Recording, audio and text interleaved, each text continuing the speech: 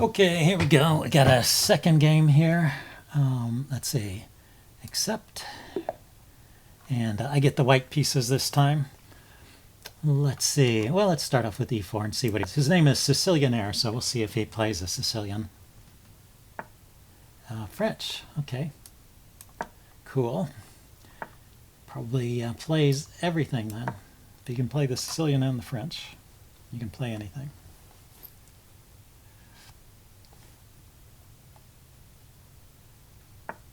Okay, he goes for the 1 hour. I'm going to try my line. Let's see if he likes it. He mentioned that he knew about a gambit line in the 1 hour.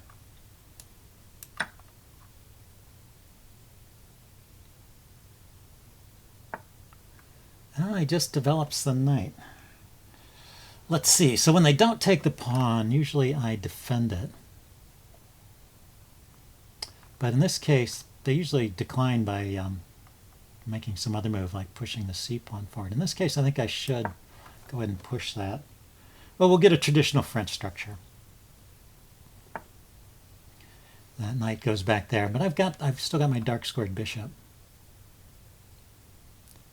So I guess this is a bit of an accomplishment for me. Nothing great.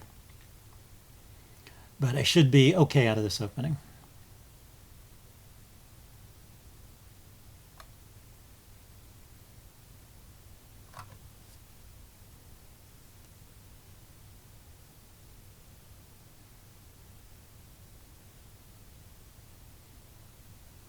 It's very typical with the 1 hour to give up the dark squared bishop in exchange for the damaged pawn structure. Normally black would play with c5 pretty quickly here, try and undermine c5, knight c6. And the other plan is actually to move the b pawn and play bishop to a6 and try and trade off the light squared bishop.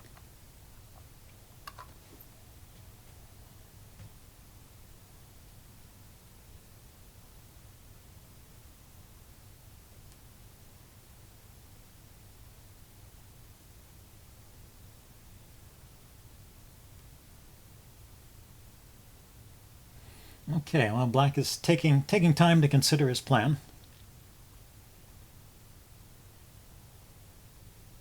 Anyway, he did a good job in that previous game. He got into trouble, but he kept it complicated and managed to escape with a draw. I want to look at that with the chess engine and see what it has to say. Well, I guess by the time you see this video, you will have already seen my postmortem from the previous.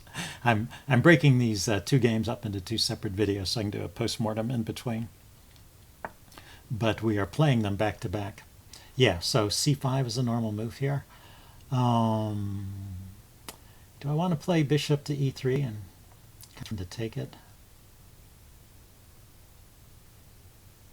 Would he play queen to b6? Yeah, it might be. I mean, the normal move, I have to say, would be knight to f6. That's very typical in this pawn structure. It's a good square for the knight. But, well, this, yeah, okay, so he comes out with the queen. I was thinking queen b6, but he can defend it from a5. And he also attacks this pawn. Yeah. So if I move my queen up, okay, so yeah, maybe bishop e3 wasn't the best.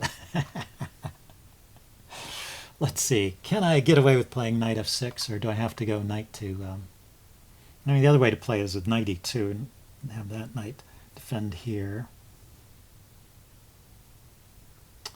I don't like that so much. If I play queen to d2, takes, I can take with the bishop. I don't have to take with the pawn. Now, I mean, I'm not so keen on a queen trade in this position. And maybe the queen trade is okay for me. Maybe I shouldn't be afraid of a queen trade. But in any case, I want to be able to get my pieces out.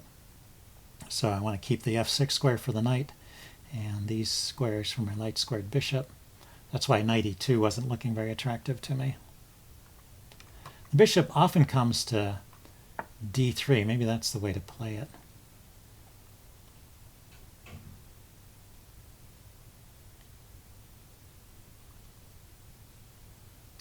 Bishop d3, it's kind of encouraging him to take, or to push and close the center, and then I have some play against the with a closed center, I have play against the king side. So I can just keep defend that d pawn for now, and delay a decision on this light squared bishop.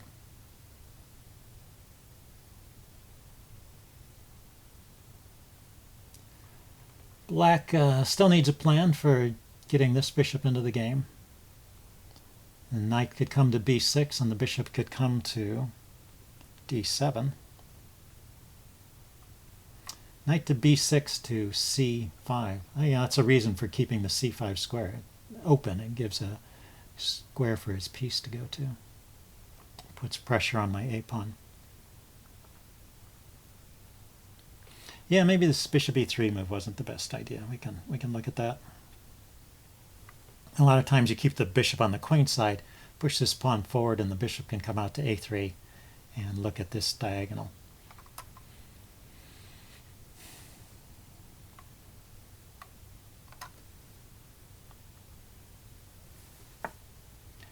Okay, so the knight just went back this way. Takes pressure off the center, but it allows him to come out here and defend the king side. Let's go to d3 then. Let's see what he wants to do. Bishop on d3, just castle, push the f-pawn forward, and go for a kingside attack. If he wants to castle queenside, which sometimes happens in the French, he's got to find a way to get that bishop off the back rank first. It takes a couple of moves.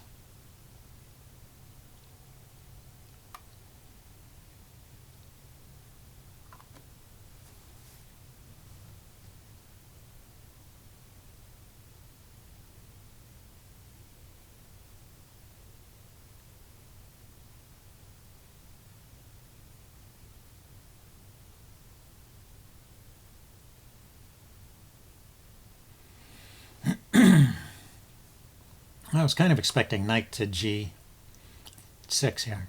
That blocks his bishop. Okay, so he did go for the closed center. I'll drop my bishop back. So that slows down my attack, but I can still build up over here. I can build up a kingside attack, and I don't have to worry about all his moves that undermine these pawns. There's no longer exchanges that expose my queen to an attack on this diagonal, and maybe his queen is on the wrong side of the board. I could castle and bring my rook over here and chase it around too, is another idea. But I think the main idea is to castle and start pushing the f-pawn forward. See if I can, well, I probably need to arrange my pieces a little better first. Maybe knight out to knight out to h4 castles, knight to h4, pawn to f5, and then I'm ready to take back with a knight. Pawn takes, knight takes, rook takes, and I've got an open f-file to play with. Okay, and he's bringing this knight over here. He can pile up. This is true. He can pile up on the c pawn, and I can't easily defend it.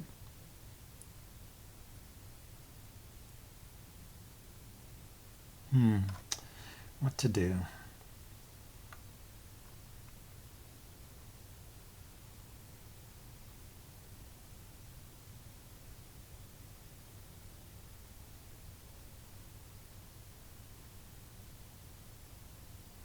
Yeah, the only two pieces that can defend it are the queen and the bishop, and the queen's in the way of the bishop. So it looks like the c pawn is a goner. So let's just live with that.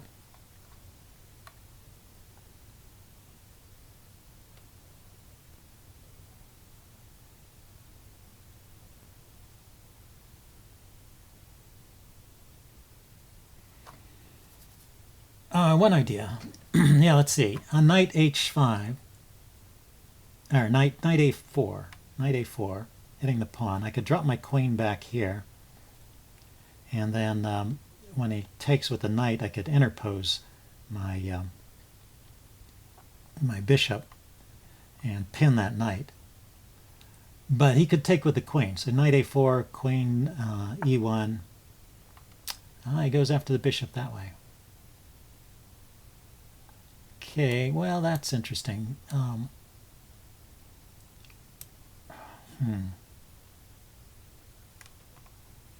Could just play g4, let him take, and then I have no way of defending that pawn. But I also get play against the king side here. No, but his bishop is supporting that. Okay, I better keep this guy on. Well, anyway, that move gave me time to, so now I can actually defend the c-pawn if need be. Okay, looks like he is going for queenside castling. So let's bring this rook over here.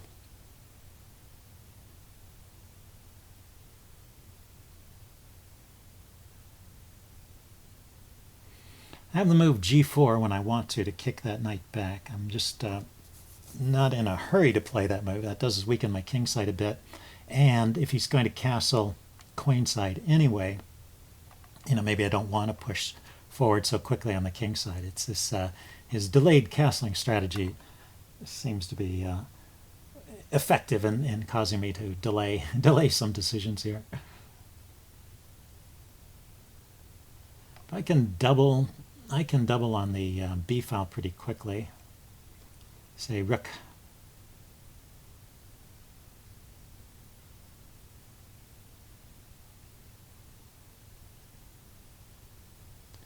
Yeah, rook to b4, queen to c1, rook to b1, queen to c1 defending the a pawn.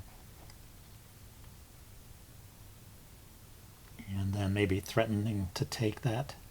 Especially if he's castled queenside, just go ahead and sack the exchange there.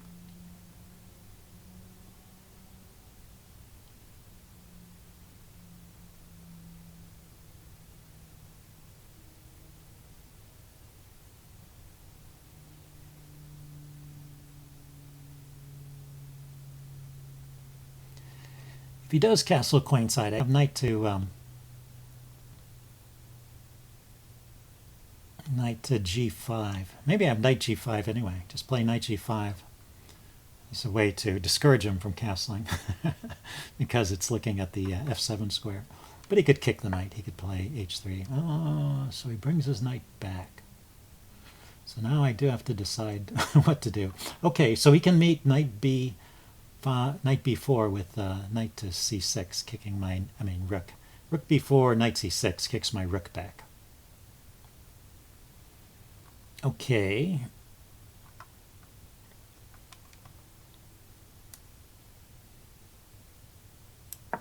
Now let's go with knight g5 and see how he responds. Okay, so he's decided to go that way. Is it too soon for a sacrifice? Knight takes f7, king takes, bishop here check.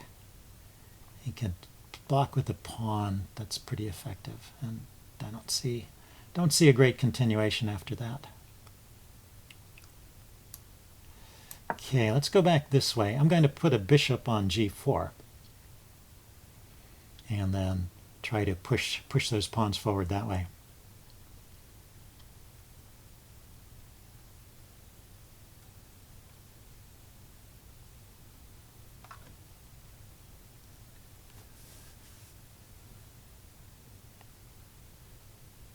Yeah, queen to g4 would have been nice at this point. Maybe I should arrange that. Bishop back, queen. It takes several moves to get there. Okay, well, let's start by defending the c-pawn.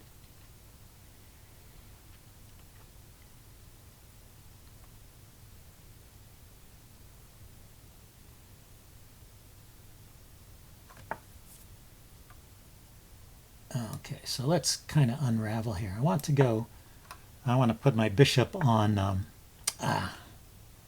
that's annoying. He goes right back there. Let's see. Oh, I can go here, though.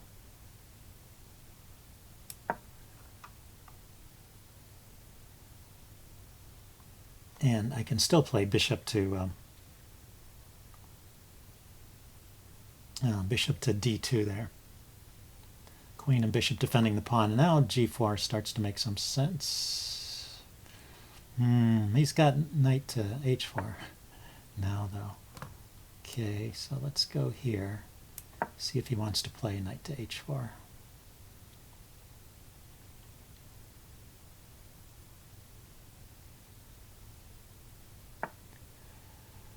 So his queen came back. His queen is coming back to this side of the board. So that means I can play a move like this. Taking a look at his g-pawn. Oh, but it's not effective. I'm sorry. That was kind of a dumb move. Kind of a dumb move. His knight's defending the g-pawn. So what does that really accomplish? Don't know. I should have played pawn to g4, I guess.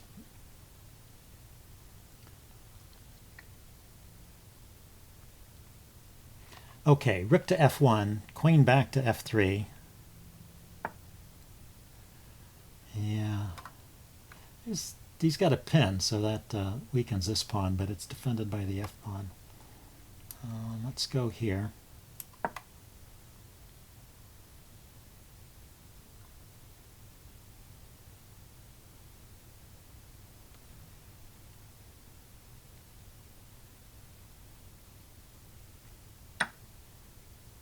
Oh, that's a nice little tactic. So he's going to pick up the bishop.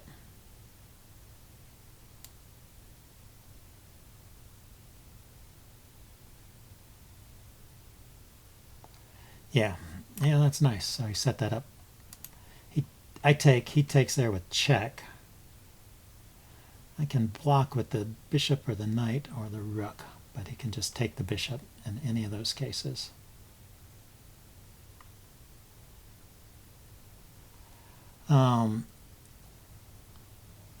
Let's see, if I just unpin, well, his knight can move with check. I can go here.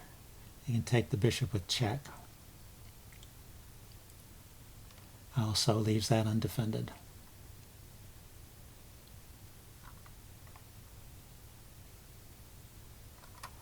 That's annoying. Okay, let's just unpin.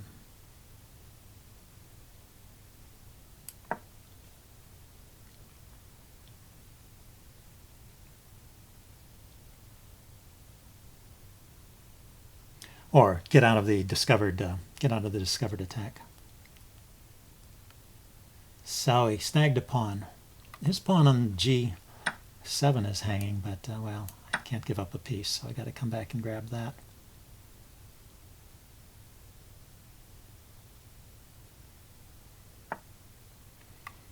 There, he's got that square. That's pretty annoying, but let's push on. Time to open things up a bit. He's got knight to e4 there. That's a good move. Good square for the knight. Let's open up that diagonal. Oh, I thought he was going to take my bishop right away. Didn't do that. But if I do that, well, I mean, I gain a tempo on the queen. And then my queen doesn't have to babysit his knight. My queen doesn't have to babysit my bishop. Yeah. So my idea here is to try and get something going. On the f file, he can't castle over here, and I'm threatening a big check here.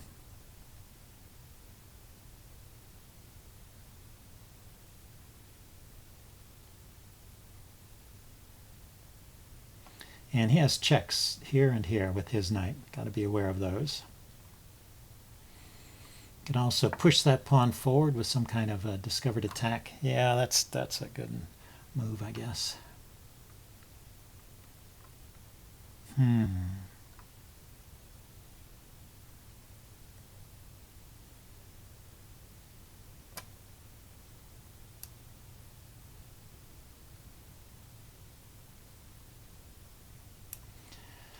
This knight can take this pawn. Okay, let's blockade things. He can just play rook to f1, which is annoying. Or he's got that fork. Okay. Let's see. Does the check help here? Well, I can escape with check this way, right?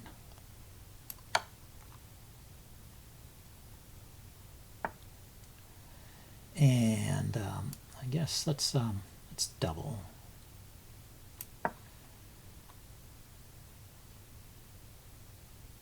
Knight can always go back to where it came from.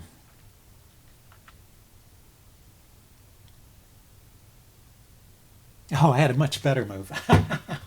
I could have played rook to f7. He's also got, if he saves the knight, I could still have rook f7, don't I? Yeah, yeah. So I missed that. But he's got a rook hanging. I mean, he's got a knight hanging, and he's got rook f7 hanging. So let's take the knight. Well, okay, that was a kind of lucky turn of events again. And let's get back over to the F file. It looks like the place to be. The F file is where it's at. And now I walked into that one, and I got it the second time. Okay, I won one. Well, those were two good games. So yeah, be sure and watch the versions of those games on Sicilianair's channel. And I will see you guys later. Thanks.